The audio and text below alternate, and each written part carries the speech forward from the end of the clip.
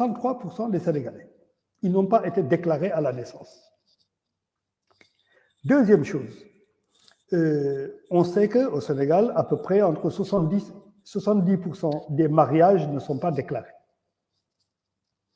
On sait également qu'à peu près la moitié des décès ne sont pas déclarés. Ces trois chiffres montrent à foison et clairement que notre état civil ne reflète pas la réalité de la population sénégalaise. Ça, c'est un constat qui est là depuis plusieurs années. Moi, je me rappelle les premières fois où cette question a été soulevée, c'est justement dans les années 80. Et depuis lors, les choses n'arrivent pas à franchir le cap de la digitalisation. Beaucoup de projets sont passés par là. Eh bien, et pour arriver à sortir de cette situation, il faut partir du principe qu'on ne peut pas faire du neuf avec du vieux.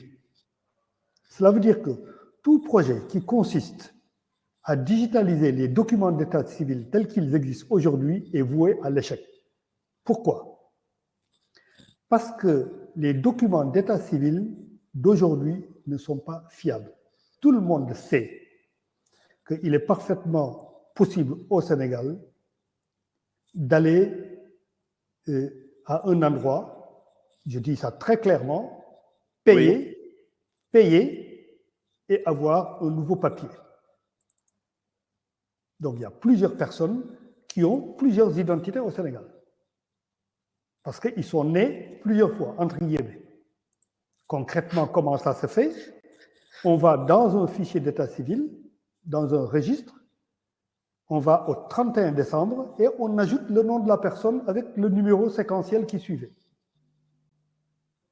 Et si quelqu'un s'intéresse à ça, vous allez dans un centre d'état civil, vous regardez le nombre de naissances au 31 décembre, en général, il est 2, 3, 4 fois supérieur au nombre de naissances des autres jours de l'année.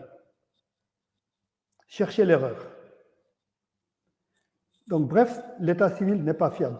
J'ajoute qu'il y a beaucoup de documents sur lesquels des pages ont été arrachées pour cacher la forfaiture. Je ne compte pas les incendies ou les inondations au cours desquelles des documents ont été perdus. Voilà la situation froidement telle qu'elle est. Si on veut refaire des choses à partir de là, le résultat final sera pire, au moins pire que ce qui existe aujourd'hui. Donc, il faut trouver d'autres mécanismes. Aujourd'hui, les technologies ont évolué et il y a ce qu'on appelle l'identité fondationnelle. L'identité fondationnelle, c'est sur cette base que tous les pays qui veulent aller de l'avant sur cette question, c'est sur cette base qu'ils vont reconstruire un système d'identité via la digitalisation en utilisant des artefacts qui sont des artefacts naturels, qui sont intrinsèques à l'humain. L'iris des yeux, la forme du visage, la biométrie des empreintes, la biométrie des vaisseaux sanguins. Bref, il y a toute une série de dispositifs biométriques qui peuvent permettre de fonder une identité fondationnelle.